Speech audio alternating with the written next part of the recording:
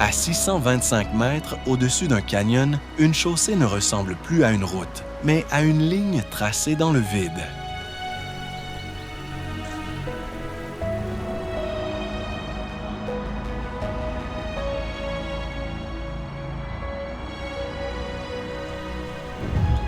Ailleurs, des kilomètres d'acier traversent la mer, disparaissent sous l'eau, puis réapparaissent sur une île artificielle.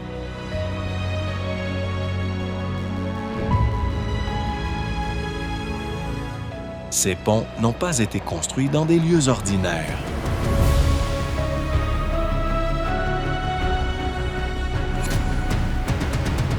Ils affrontent les séismes, les typhons, les courants marins, la glace et des vents capables de déformer des structures gigantesques.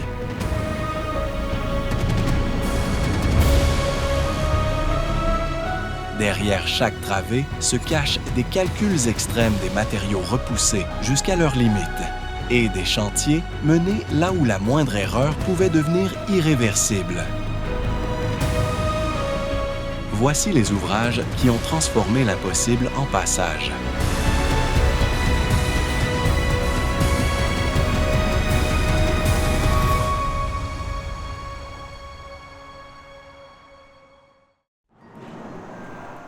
Pont Akashi-Kaikyo, Japon. Entre Kobe et l'île d'Awaji, le pont Akashi-Kaikyo traverse un détroit fréquenté et difficile du Japon.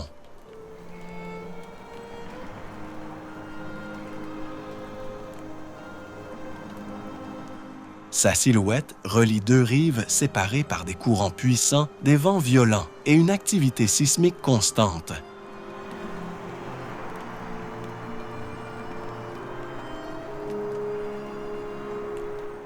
Avec une longueur totale de 3911 mètres, il demeure l'un des plus grands ponts suspendus jamais construits au Japon.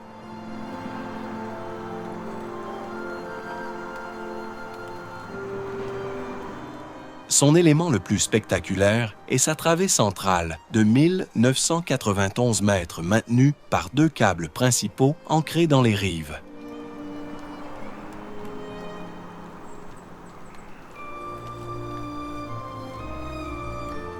Les tours métalliques doivent absorber les mouvements dus aux tempêtes, aux écarts thermiques et aux séismes.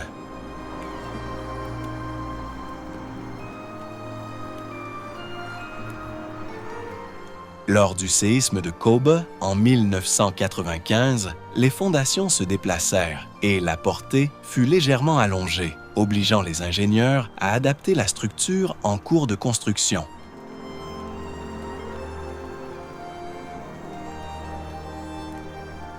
Achevé en 1998, après 10 années de travaux, le pont transforme aujourd'hui un passage maritime redouté en liaison routière continue.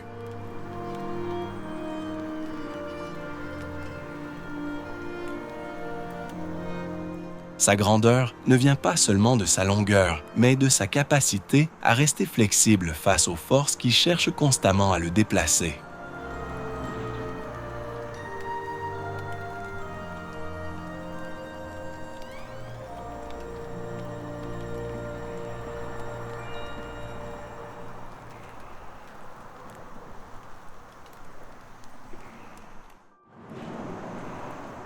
Viaduc de Millau, France. Au-dessus de la vallée du Tarn, le viaduc de Millau paraît moins posé sur le paysage que suspendu dans le ciel.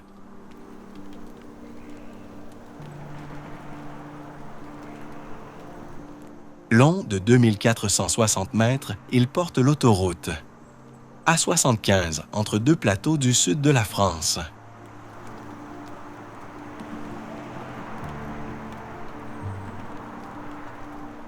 Ces 7 piles élancées traversent fréquemment les nuages, donnant à la chaussée l'apparence d'un ruban flottant au-dessus des gorges.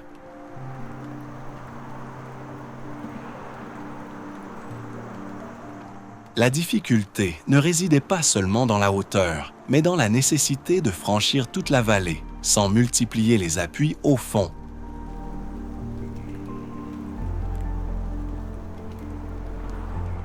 Le tablier métallique fut donc assemblé sur les rives, puis progressivement poussé dans le vide jusqu'à rejoindre les piles.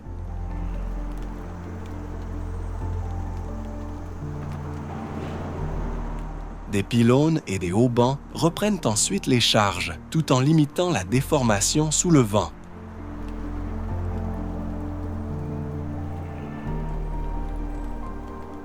La pile la plus élevée atteint 245 mètres, tandis que le sommet du plus haut pylône culmine à 343 mètres au-dessus du sol.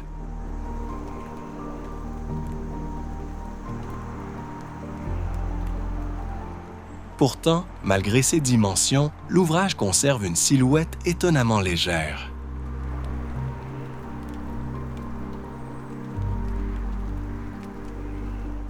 Le viaduc de Millau démontre ainsi que l'ingénierie peut résoudre une contrainte extrême sans écraser le paysage en transformant le béton, l'acier et les câbles en une ligne presque entièrement immatérielle visuellement.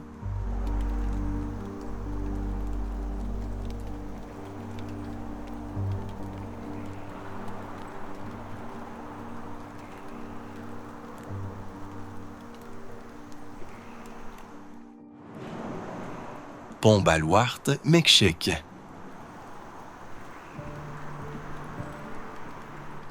Dans la Sierra Madre occidentale, le pont Baluarte franchit un ravin vertigineux entre les États mexicains de Durango et de Sinaloa.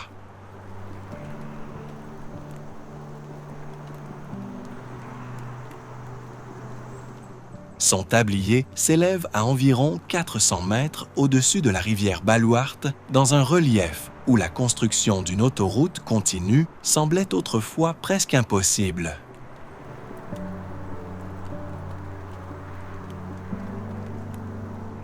L'ouvrage repose sur 2 pylônes principaux et un système de haubans soutenant une travée centrale de 529 mètres.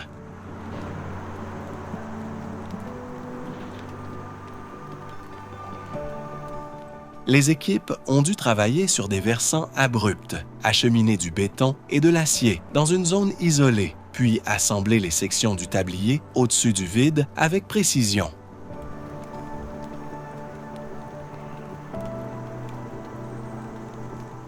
Les vents de montagne et les variations thermiques exigeaient une structure capable de se déformer légèrement, sans compromettre sa stabilité.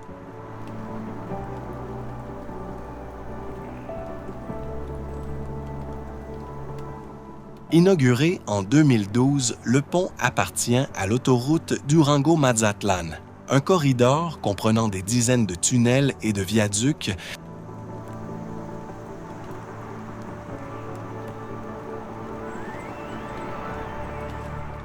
Il ne constitue donc pas une prouesse isolée, mais le point culminant d'un vaste chantier destiné à traverser la montagne.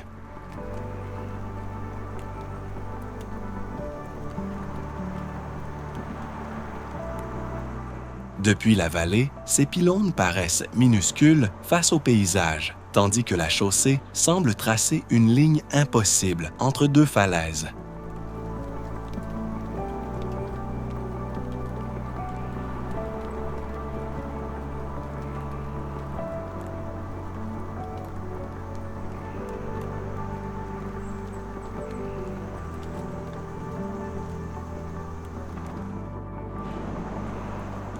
Pont du Golden Gate, États-Unis.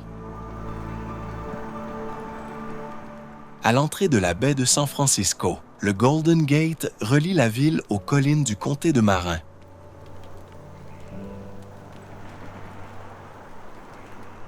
Sa couleur rouge-orangé se détache entre l'océan Pacifique, les falaises sombres et les brouillards fréquents.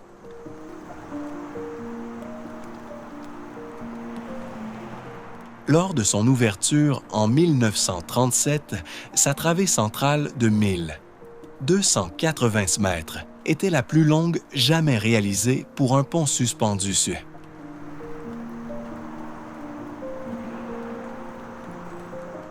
Le défi était considérable. Le détroit est profond, exposé à des vents puissants, à des courants et à une activité sismique importante.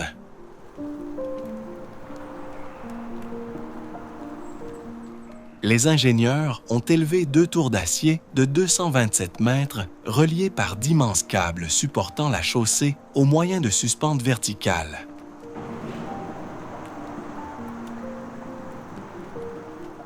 Le tablier devait rester assez rigide pour résister aux rafales, mais suffisamment flexible pour absorber les mouvements sans se fissurer.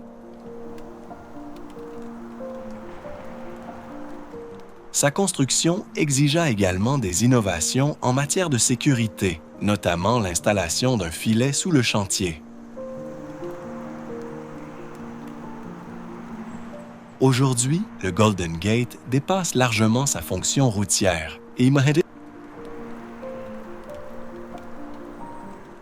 il est devenu une image de San Francisco et un symbole de l'ingénierie du 20e siècle.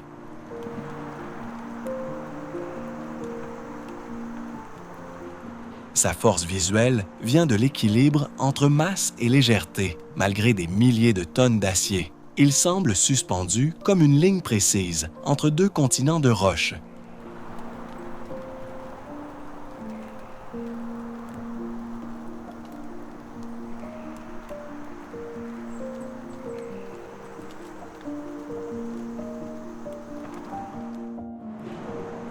Pont Hong Kong, Zhuhai Macao, China.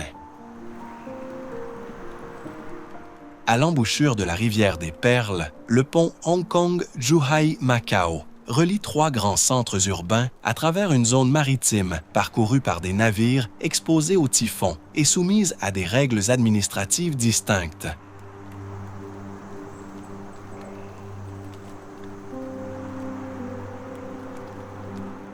Long de 55 km avec ses accès, ce système ne repose pas sur une structure unique, mais sur des viaducs, des ponts à haubans d'îles artificielles et d'un tunnel sous-marin.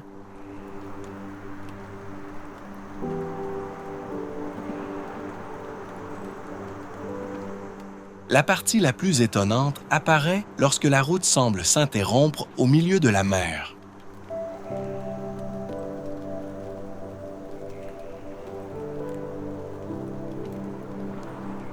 Pour préserver les voies de navigation, le tablier descend sur une île artificielle, puis s'enfonce dans un tunnel immergé d'environ 6-7 km avant de réapparaître sur une seconde île.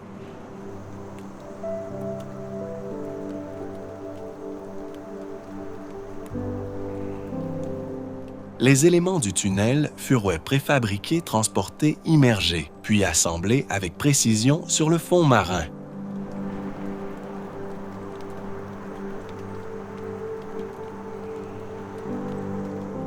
L'ensemble a également été conçu pour résister aux séismes, aux vents violents, aux collisions de navires et à l'action corrosive de l'eau salée. Pendant une durée prévue de 120 ans,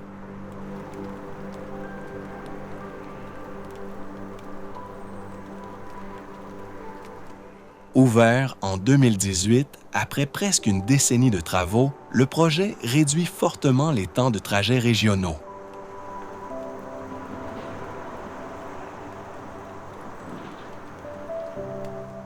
Plus qu'un pont, il constitue une infrastructure territoriale véritablement complète, construite simultanément au-dessus, au milieu et au-dessous de la mer.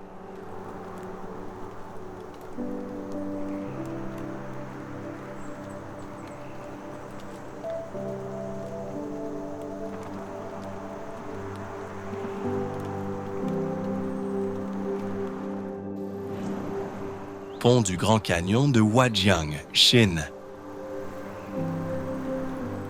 Dans la province montagneuse du Guizhou, le pont du Grand Canyon de Huajiang franchit une entaille si profonde qu'il semble relier 2 falaises séparées par le vide.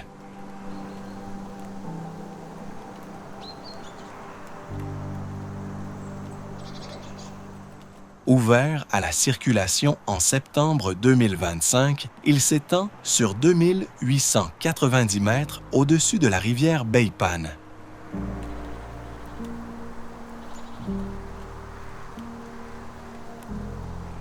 Son tablier domine le fond du canyon de 625 mètres, ce qui en fait le pont le plus élevé du monde.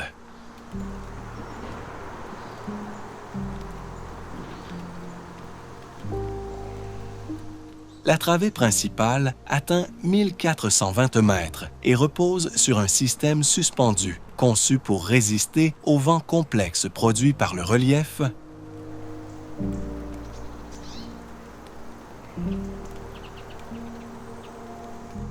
Construire ici exigeait d'acheminer matériaux et équipements sur des versants abrupts, tout en maintenant une précision millimétrique entre les deux côtés du canyon.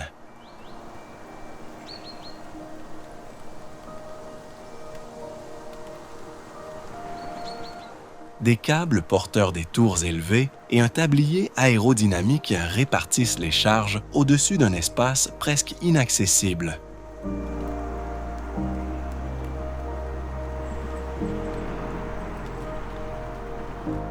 L'ouvrage réduit un trajet autrefois proche de 2 heures à seulement quelques minutes.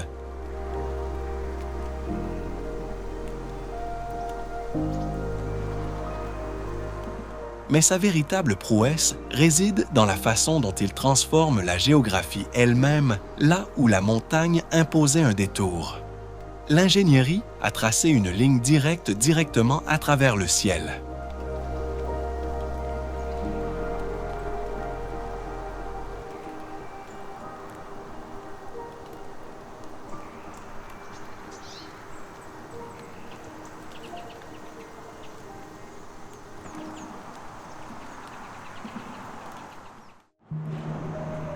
Pont Mackinac, États-Unis. Entre les péninsules supérieures et inférieures du Michigan, le pont Mackinac franchit le détroit où se rencontrent les lacs Michigan et Huron.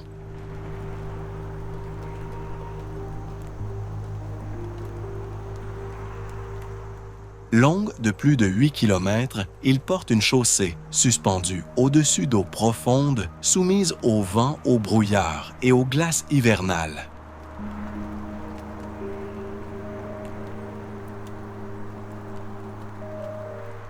Ces deux tours dominent l'horizon comme des repères visibles à plusieurs kilomètres sains.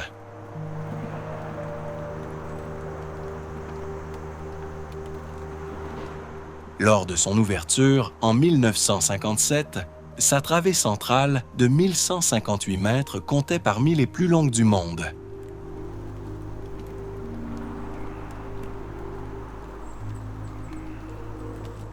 Le tablier en treillis fut conçu pour laisser passer l'air et réduire la pression exercée par les rafales.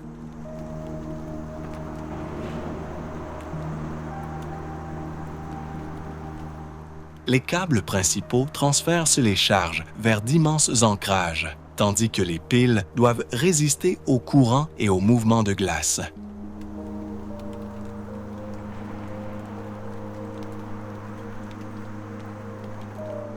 La construction exigea des barges des grues flottantes et un travail précis dans un environnement maritime instable.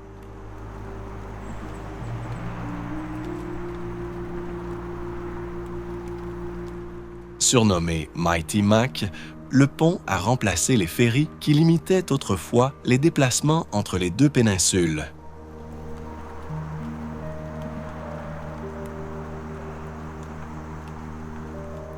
Il ne relie pas seulement deux rives. Il traverse une frontière naturelle immense, transformant une séparation d'eau, de climat et de distance en une route continue entre ciel et horizon.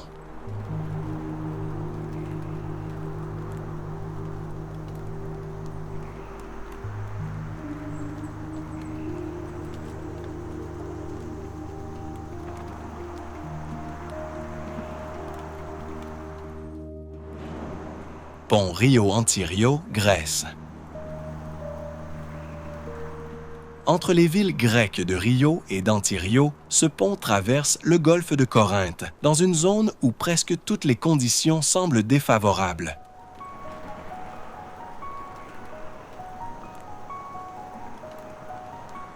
Le détroit est profond, le fond marin instable, les vents puissants et l'activité sismique élevée.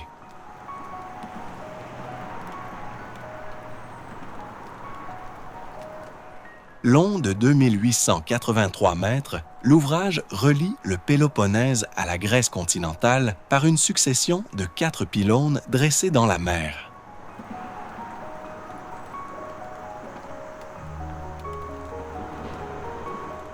Les fondations ne pouvaient pas être ancrées dans une roche solide située trop profondément.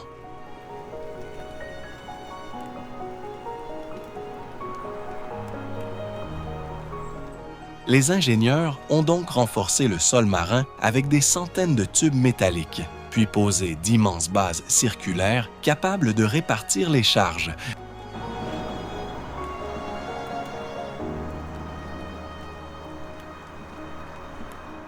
Le tablier à haubans est suspendu de manière à pouvoir bouger lors d'un séisme sans s'effondrer.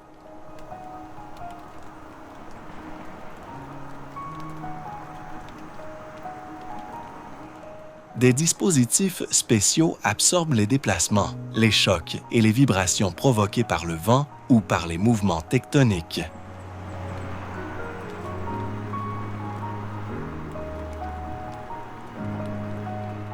La structure peut également tolérer un déplacement progressif des deux rives car le golfe continue de s'élargir.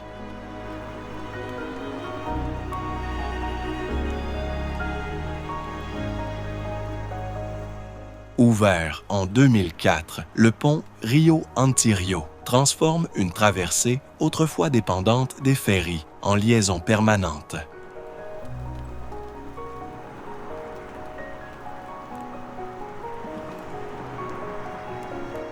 Sa véritable prouesse réside moins dans sa longueur que dans sa capacité à rester stable sur un territoire qui géologiquement ne cesse jamais de bouger face aux forces invisibles de la Terre.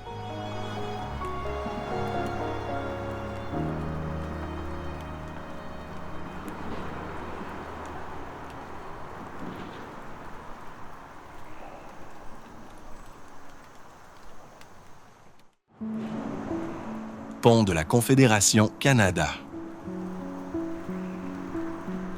Dans le golfe du Saint-Laurent, le pont de la Confédération relie l'île du Prince-Édouard au Nouveau-Brunswick sur près de 13 km.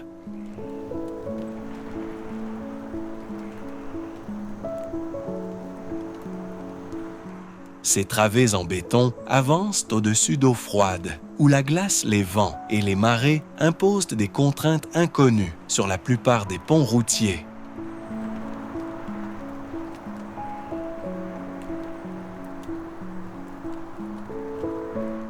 La structure repose sur des piliers massifs, protégés par des cônes destinés à briser les plaques de glace.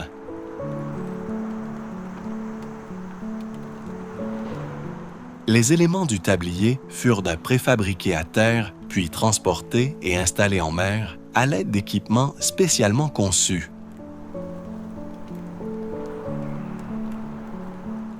Cette méthode réduisait le travail dans un environnement maritime instable, tout en garantissant la précision d'assemblage.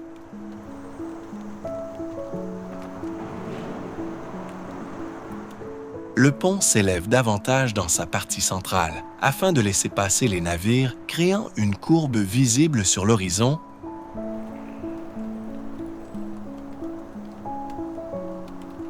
Ouvert en 1997, il a remplacé le service de traversier qui dépendait des conditions météorologiques.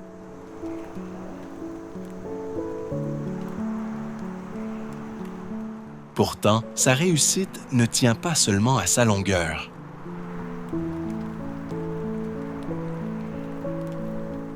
Le pont de la Confédération a été conçu comme une structure capable de supporter pendant des décennies les cycles de gel, la corrosion saline et la pression répétée des glaces, Padita.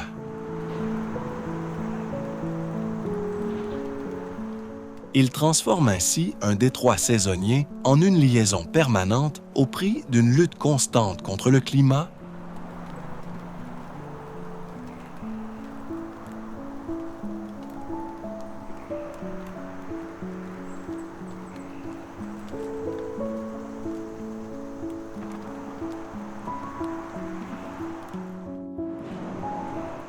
Pont du Grand Belt, Danemark. Au cœur du Danemark, le pont du Grand Belt relie les îles de Seeland et de Fioni à travers l'un des principaux passages maritimes du pays.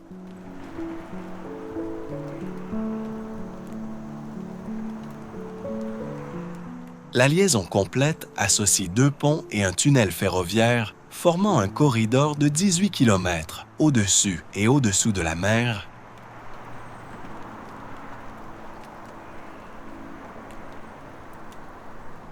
Sa partie la plus célèbre est le pont suspendu oriental, dont la travée centrale atteint 1624 mètres.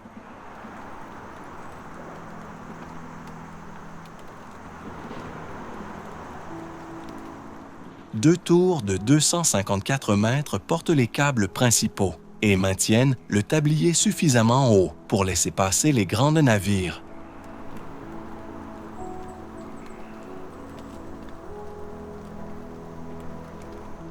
Le vent constitue ici une contrainte permanente, car la chaussée traverse un espace maritime entièrement exposé.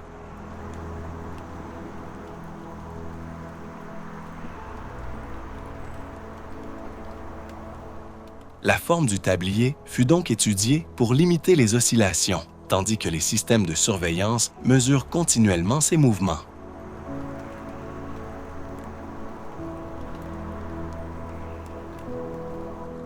Pour les trains, les ingénieurs choisirent un tunnel séparé, évitant les pentes trop fortes du pont routier.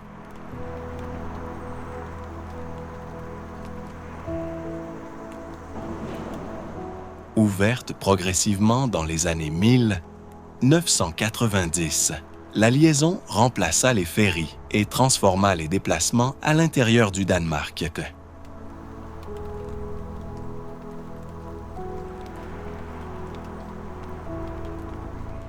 Elle réduisit fortement le temps nécessaire pour traverser le pays et créa un axe continu entre la Scandinavie et l'Europe continentale.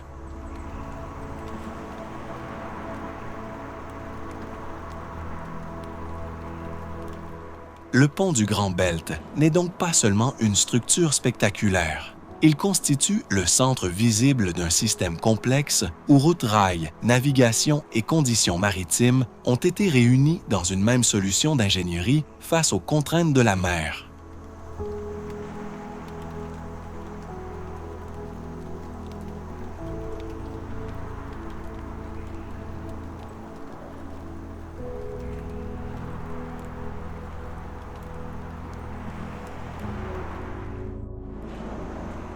Pont de l'Øresund, Suède et Danemark. Entre Malmö et Copenhague, la liaison de l'Øresund ne se contente pas de franchir la mer. Elle change de forme au milieu du détroit.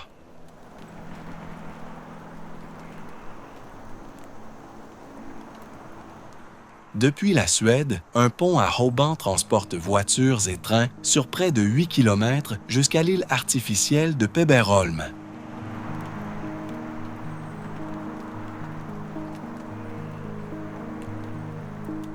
Là, la route et la voie ferrée disparaissent sous l'eau dans un tunnel de 4 km menant au Danemark.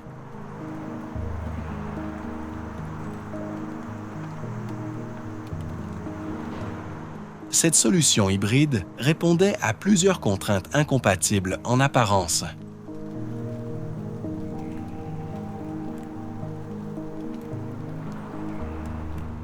Un pont continu aurait gêné les couloirs aériens proches de l'aéroport de Copenhague, tandis qu'un tunnel sur toute la distance aurait été plus complexe.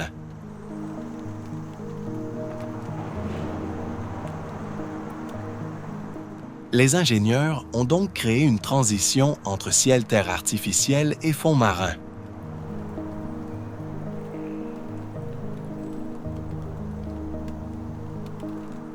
Les pylônes du pont culminent à environ 204 mètres, encadrant une travée centrale de 490 mètres qui laisse passer les navires qui est.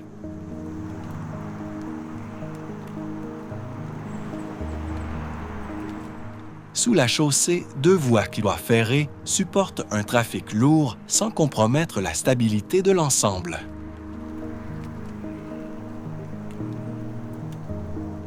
Ouverte en 2000, la liaison mesure au total 15,9 km. Yadaïd.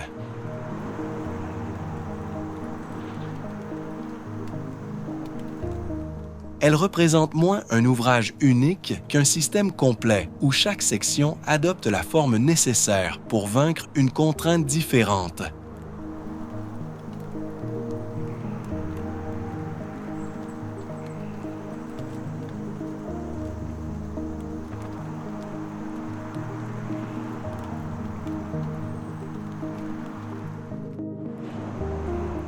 Pont des Dardanelles, 1915. Çanakkale, Turquie.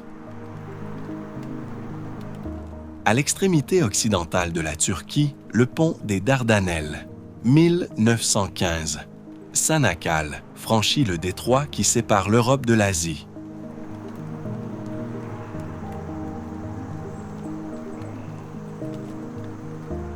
Sa silhouette monumentale traverse une voie maritime stratégique, reliant la mer Égée à la mer de Marmara,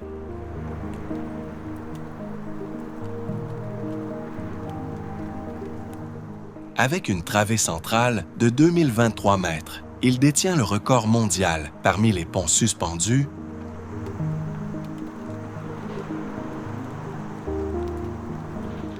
Cette portée exceptionnelle repose sur 2 tours d'acier de 318 mètres des câbles principaux massifs et un tablier conçu pour limiter les effets du vent.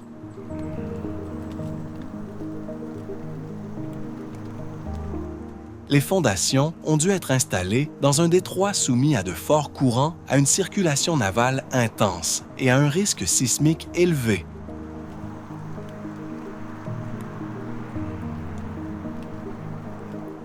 Chaque élément de la structure a donc été pensé pour conserver une certaine flexibilité sans perdre sa stabilité.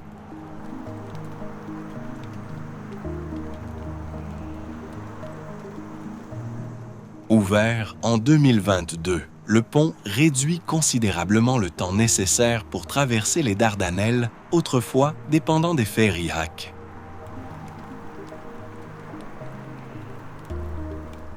Son nom et ses dimensions portent également une forte valeur symbolique liée à l'histoire nationale turque. Mais au-delà des records, l'ouvrage impressionne surtout par sa capacité à tendre une chaussée presque horizontale au-dessus d'un passage maritime où se rencontrent continents, vents courants et profondeurs.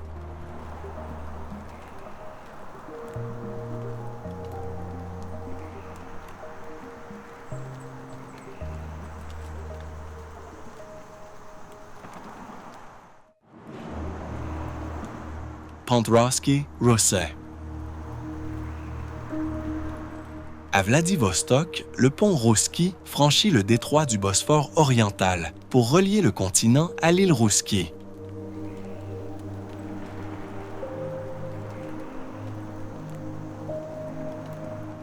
Sa travée centrale de 1104 mètres figure parmi les plus longues jamais construites pour un pont à haut banc.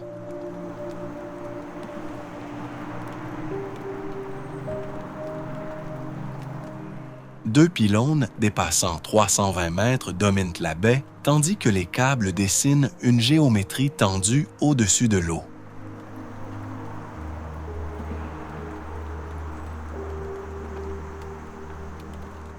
La région impose des conditions particulièrement difficiles, vents violents, brouillard embrun salé et hiver capable de recouvrir la structure de glace.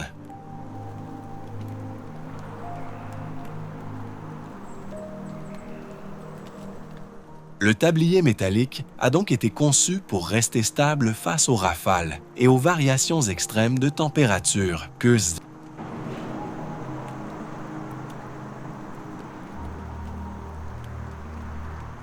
les haubans disposés en éventail transmettent directement les charges vers les pylônes et permettent de libérer un vaste passage pour la navigation.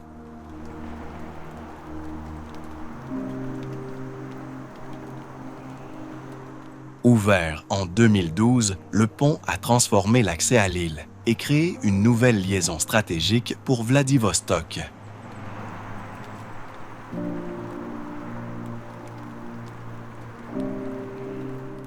son apparence spectaculaire ne repose pas sur l'ornement, mais sur la logique même de sa structure.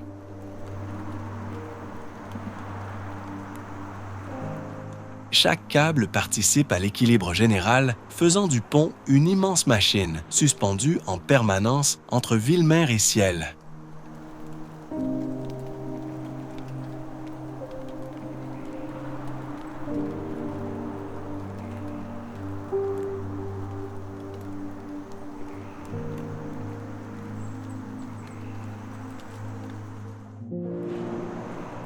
Pont de Hardanger, Norvège. Dans l'ouest de la Norvège, le pont de Hardanger franchit l'un des bras les plus profonds et les plus spectaculaires du Hardangerfjord.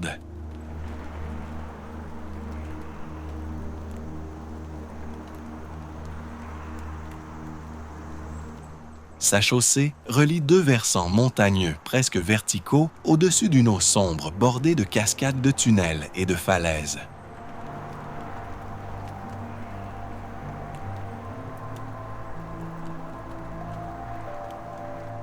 Avec une travée principale de 1310 mètres, il figure parmi les plus grands ponts suspendus d'Europe.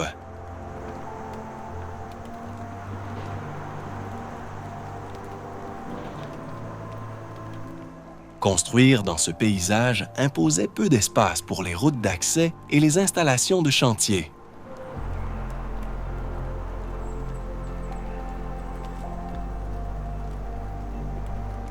Les deux extrémités du pont rejoignent donc directement des tunnels creusés dans la roche.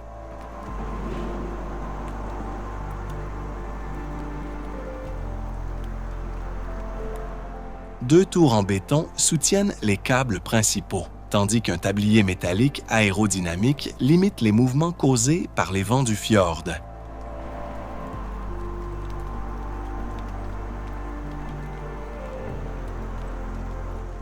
Les ingénieurs ont également dû tenir compte des fortes variations de température et de l'humidité saline.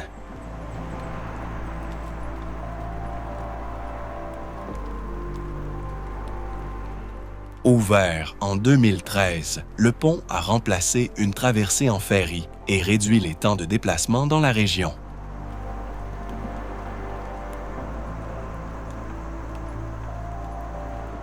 Sa structure semble légère face aux montagnes, mais elle porte une route entière au-dessus d'un vide maritime profond.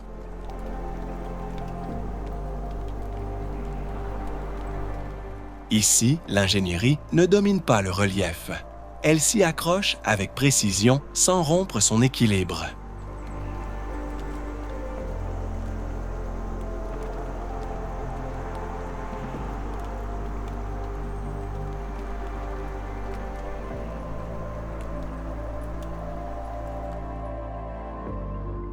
Ponte Vasco da Gama, Portugal.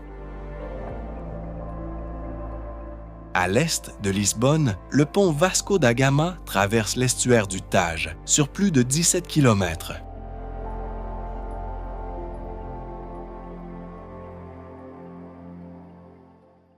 Sa ligne basse et régulière s'étire au-dessus des marais des chenaux et des eaux soumises aux marées.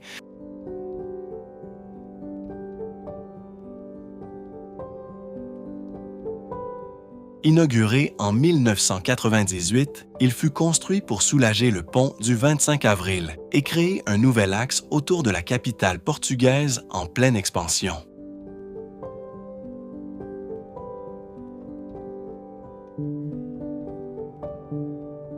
L'ouvrage associe viaduc-section sur pilotis et un pont principal à haubans, dont les pylônes s'élèvent au-dessus du chenal de navigation.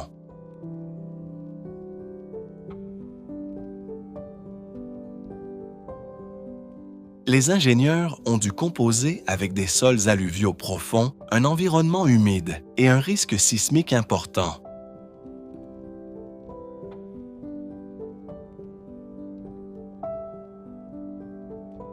Certaines fondations descendent donc très loin, sous le lit du fleuve, afin d'atteindre des couches plus stables.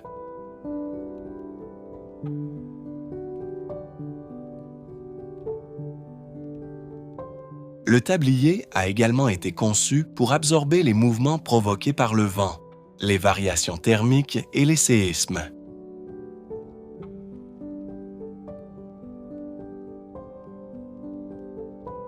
La construction exigea une organisation précise afin de limiter l'impact sur les zones naturelles protégées de l'estuaire.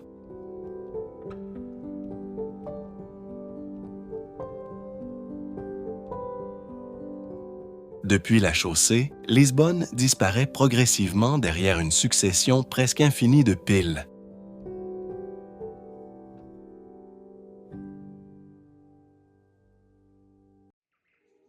Le pont Vasco da Gama ne cherche pas la verticalité spectaculaire. Sa prouesse vient de sa longueur, de sa continuité et de sa capacité à franchir un paysage maritime immense sans interrompre l'horizon.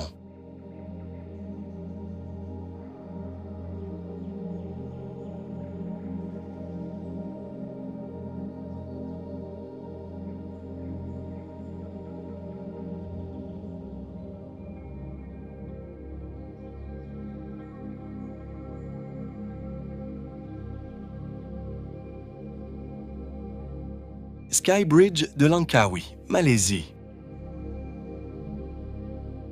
Au-dessus de la forêt tropicale de Langkawi, en Malaisie, une passerelle incurvée semble flotter entre les sommets.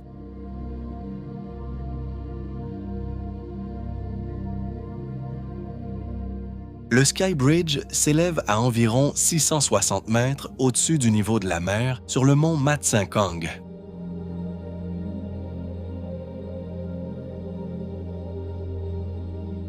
Long de 125 mètres, il offre une vue ouverte sur les îles, les falaises couvertes de végétation et la mer d'Andaman.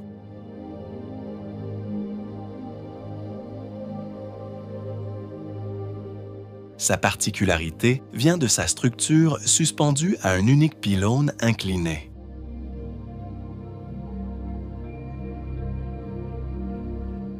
Des câbles rayonnants soutiennent le tablier courbe, tandis que les extrémités reposent sur les reliefs rocheux.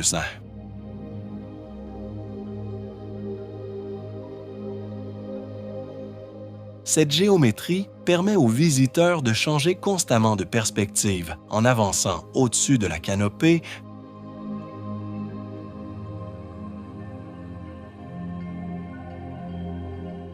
L'accès lui-même constitue une prouesse technique, car les éléments du pont ont dû être transportés jusqu'au sommet, puis assemblés dans un espace montagneux difficile.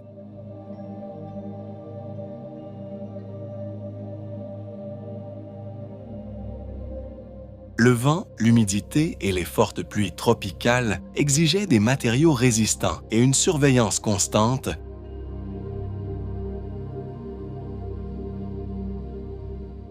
Ouvert au public en 2005, le Sky Bridge n'est pas destiné aux automobiles, mais à l'expérience du vide.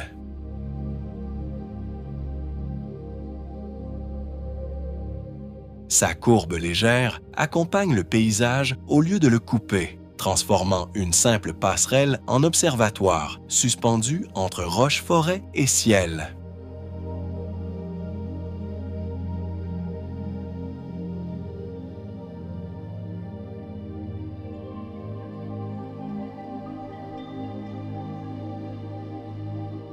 Pont des 7 Miles, États-Unis.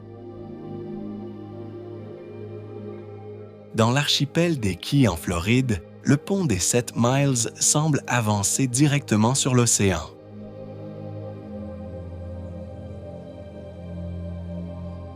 Il relie Knights Key à Little Duck Key, au-dessus d'eau turquoise, de récifs peu profonds et de chenaux balayés par les vents tropicaux.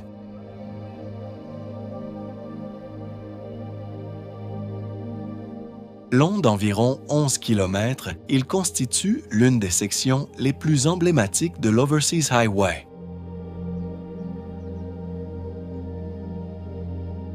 Le pont actuel, ouvert en 1982, repose sur une succession régulière de piles en béton précontraints.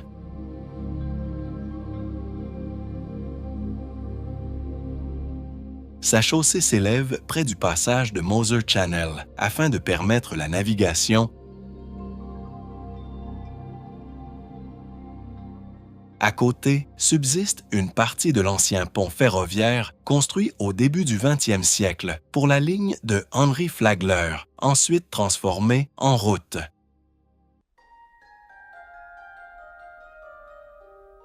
Le nouvel ouvrage fut conçu pour supporter l'air salin, les fortes chaleurs, les courants et les ouragans frappant la région.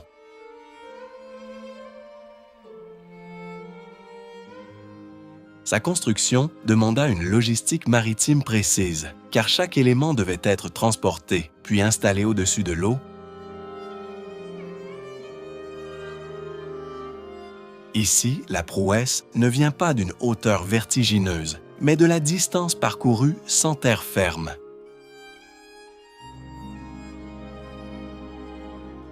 Le pont des 7 Miles transforme une chaîne d'îles dispersées en un axe continu, suspendu entre le golfe du Mexique et l'Atlantique.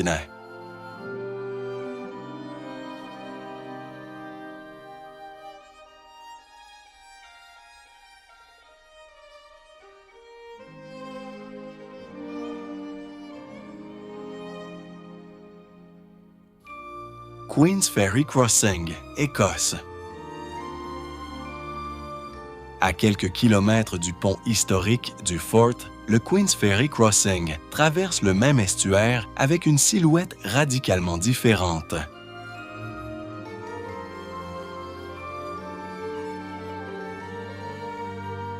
Inauguré en 2017, il porte l'autoroute M90 entre les rives de Lothian et de Fife.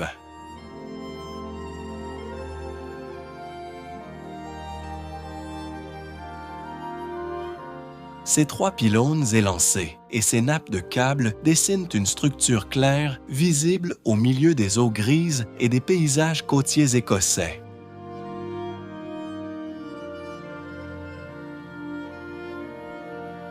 Long de 2,7 km, il est devenu l'un des plus grands ponts à Aubasishesig-Zoban du monde, comportant 3 tours,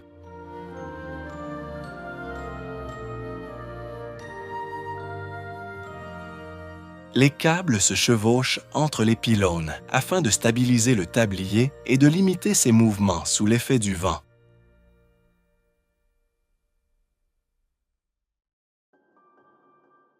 Les ingénieurs ont également prévu des écrans latéraux permettant de maintenir la circulation dans des conditions météorologiques qui imposaient autrefois la fermeture des traversées voisines.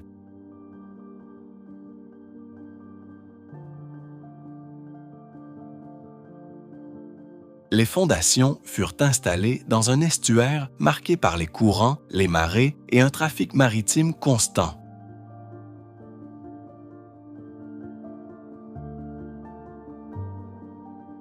Le Queen's Ferry Crossing ne remplace pas seulement une infrastructure vieillissante. Il complète aujourd'hui un ensemble unique où 3 générations de ponts racontent clairement l'évolution de l'ingénierie moderne du chemin de fer, victorien aux autoroutes contemporaines.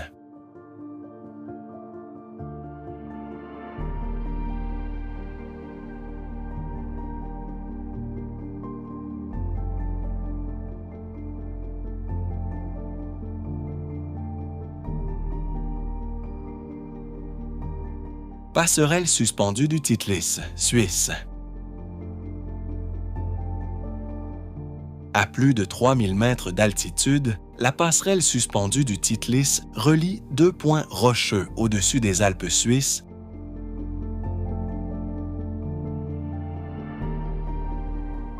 Longue d'environ 100 mètres et large d'à peine 1 mètre, elle domine un précipice de plusieurs centaines de mètres sans.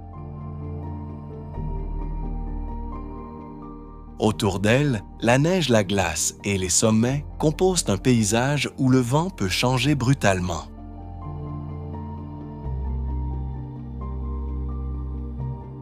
Ouverte en 2012, cette passerelle piétonne est maintenue par des câbles d'acier solidement ancrés dans la montagne.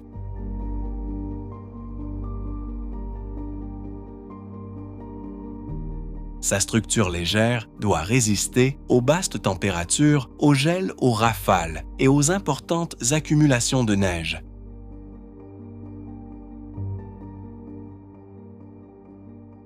Les éléments furent transportés en altitude, puis assemblés dans un environnement où la météo limite rapidement le travail.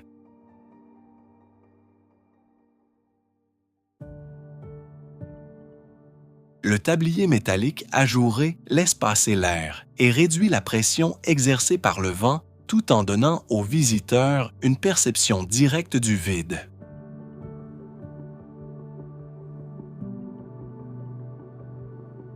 La passerelle du Titlis n'est ni longue ni massive comparée au grand pont routier.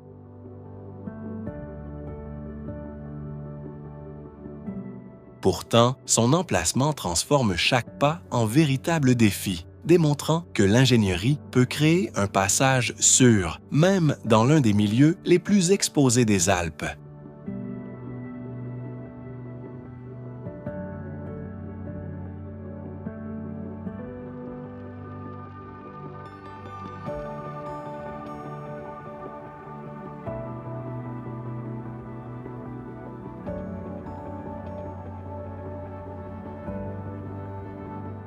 Pont de la baie de Hangzhou, Chine. Sur la côte orientale de la Chine, le pont de la baie de Hangzhou traverse une étendue d'eau entre Jiaxing et Ningbo.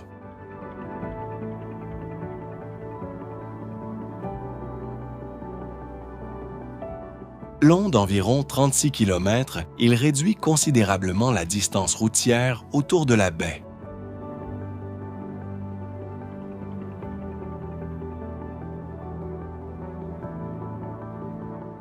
Depuis la chaussée, les rives disparaissent parfois entièrement, donnant l'impression de circuler sur une ligne posée directement au milieu de la mer.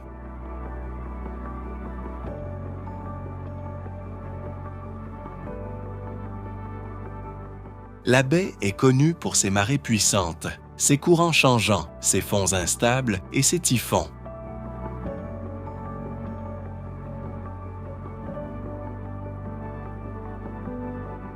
Les ingénieurs ont dû concevoir des milliers de pieux capables de supporter le tablier malgré l'érosion, la corrosion saline et les mouvements de l'eau.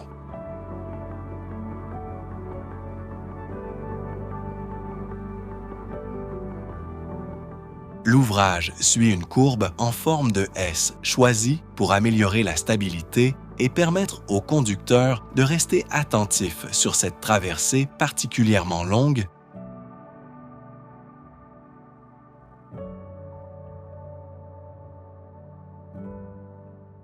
Deux sections à haubans ménagent des passages pour les navires, tandis que des systèmes de surveillance contrôlent le vent, les vibrations et l'état de la structure.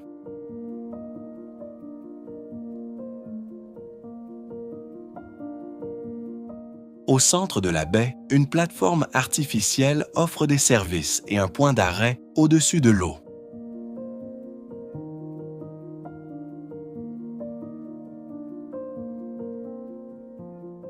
Ouvert en 2008, le pont représente bien davantage qu'un raccourci autoroutier.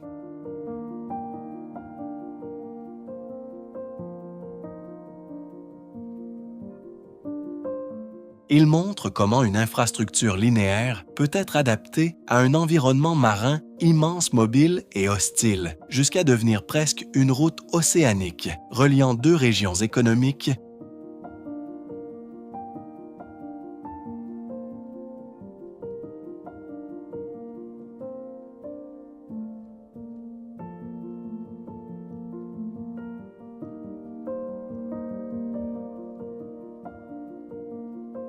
Europabrücke, Autriche.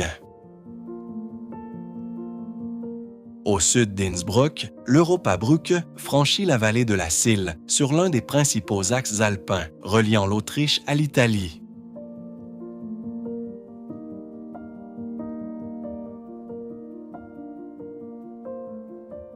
Son tablier domine le fond de la vallée à près de 200 mètres, entre des versants abrupts des forêts sombres et les sommets du Tyrol.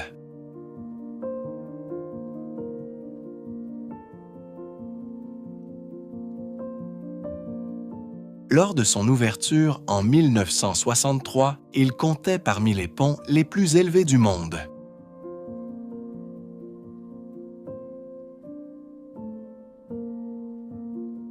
La structure principale repose sur de puissants piliers en béton, dont le plus haut s'élève à 146,5 mètres.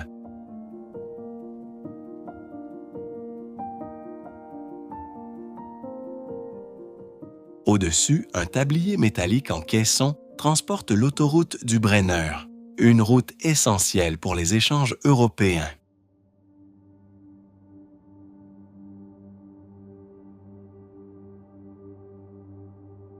Construire ici imposait de travailler sur des pentes instables dans un espace étroit et soumis aux conditions climatiques alpines.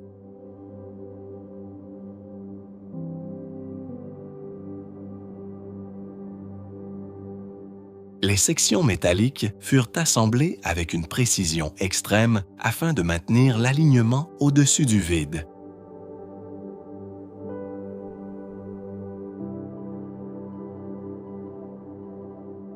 Le pont doit supporter un trafic intense de fortes variations de température, le gel, la neige et les effets répétés du vent.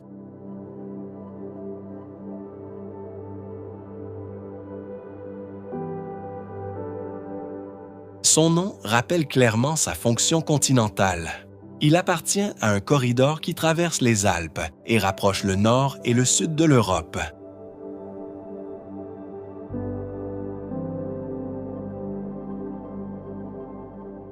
Vu depuis la vallée, l'Europa-Brücke semble posée entre deux montagnes.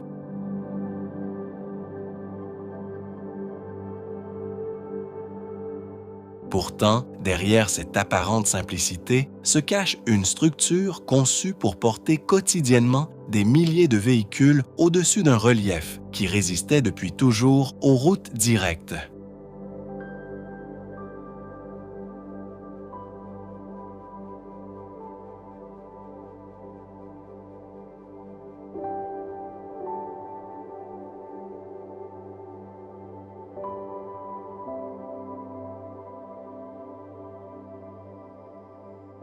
Pont de Nampu, Chine. À Shanghai, le pont de Nampu franchit le fleuve Huangpu et relie Puxi aux zones modernes de Pudong.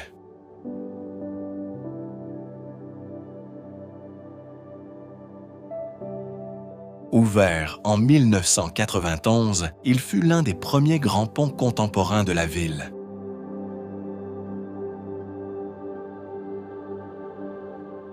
Sa silhouette à haubans soutenue par deux pylônes marqua une étape décisive dans la transformation urbaine de Shanghai.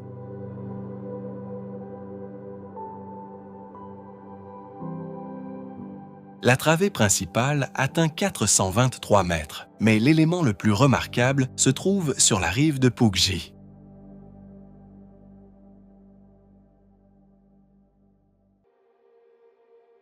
Faute d'espace. La route d'accès forme une immense spirale sur plusieurs niveaux.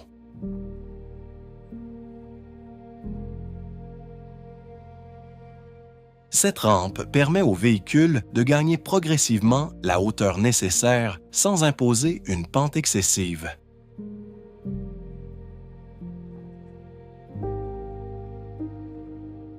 Les haubans transmettent les charges vers les pylônes, laissant un passage dégagé pour la navigation.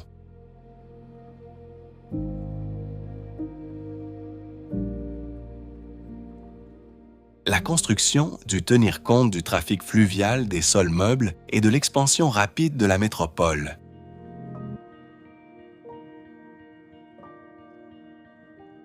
Plus qu'un simple franchissement, le pont de Nampu fonctionne comme un échangeur vertical spectaculaire.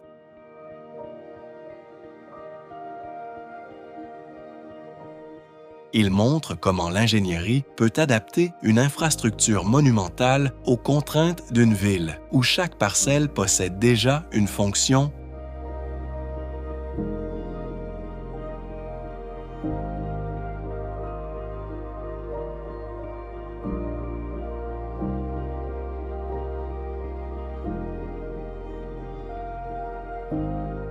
Pont du Fort, Écosse. Au-dessus du Firth of Forth, près d'Édimbourg, le pont du Fort déploie ses 3 immenses nœuds, structures rouges comme une mécanique géante, posée sur l'estuaire.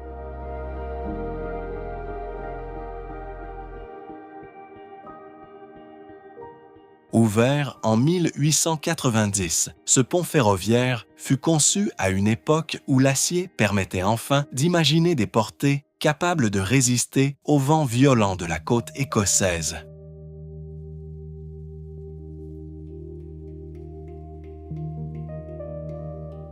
Son principe repose sur de vastes cantilevers assemblés autour de piliers massifs ancrés dans le rocher.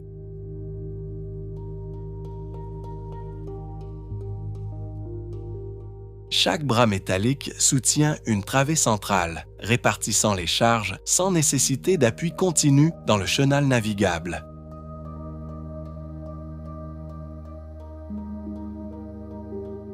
Des dizaines de milliers de tonnes d'acier et des millions de rivets furent nécessaires pour former cette ossature monumentale.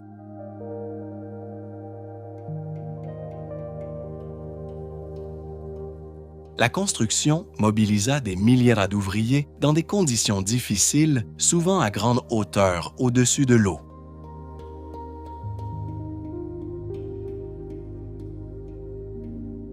Plus d'un siècle après son inauguration, le pont continue de porter les trains entre Édimbourg et le nord de l'Écosse.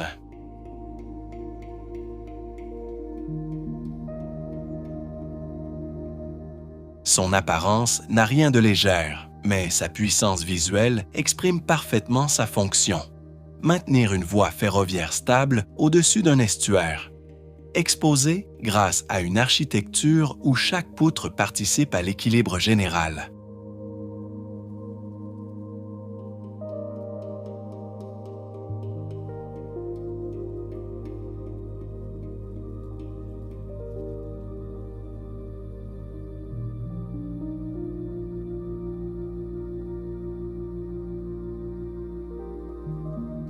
Pont de verre de Zhangjiajie, Chine. Dans les montagnes de Zhangjiajie, en Chine, un ruban transparent relie 2 falaises au-dessus d'un canyon profond.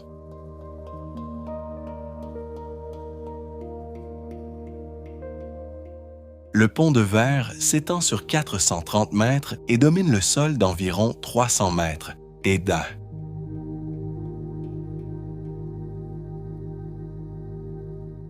Sous les pas, les plaques transparentes révèlent directement les parois rocheuses, la forêt et le vide, transformant la traversée en expérience physique, autant qu'en ouvrage d'ingénierie.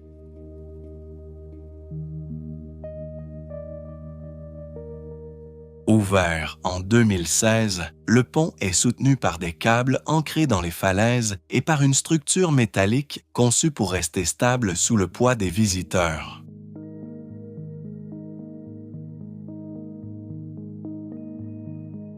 Son tablier est formé de panneaux de verre feuilletés, composés de plusieurs couches capables de conserver leur résistance, même si une surface est endommagée.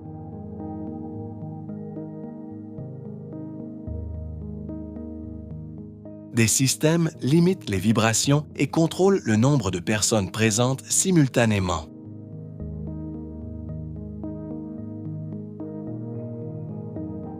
Construire dans ce relief exigeait d'acheminer les matériaux sur des pentes abruptes et de travailler au-dessus d'un espace presque inaccessible. Le pont ne cherche pas à dissimuler le vide, mais à le rendre pleinement visible. Sa transparence transforme encore aujourd'hui la structure elle-même en paysage suspendu entre brumes falaises verticales et végétation tropicale particulièrement dense.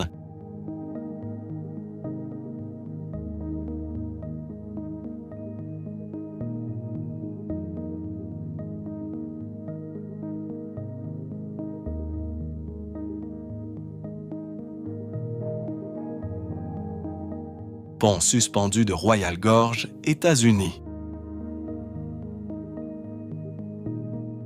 Dans le Colorado, le pont suspendu de Royal Gorge traverse un canyon étroit creusé par la rivière Arkansas.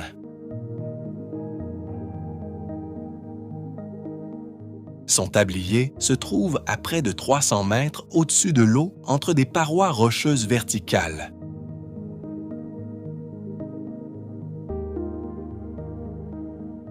Ouvert en 1929, il fut construit comme attraction touristique et resta longtemps l'un des ponts les plus élevés du monde.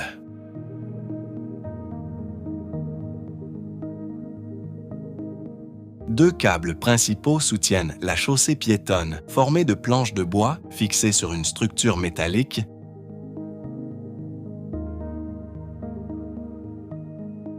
Les ancrages furent implantés directement dans la roche afin de résister au vent canalisé par le canyon.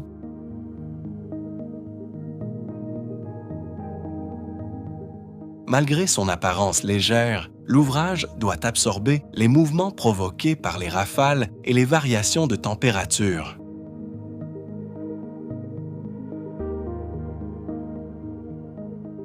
Après un incendie majeur en 2013, plusieurs éléments furent reconstruits et renforcés.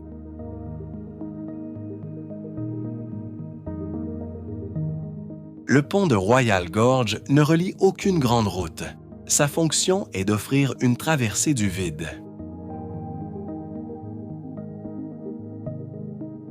Chaque pas révèle la profondeur du canyon et la rivière réduite à un mince ruban bien plus bas.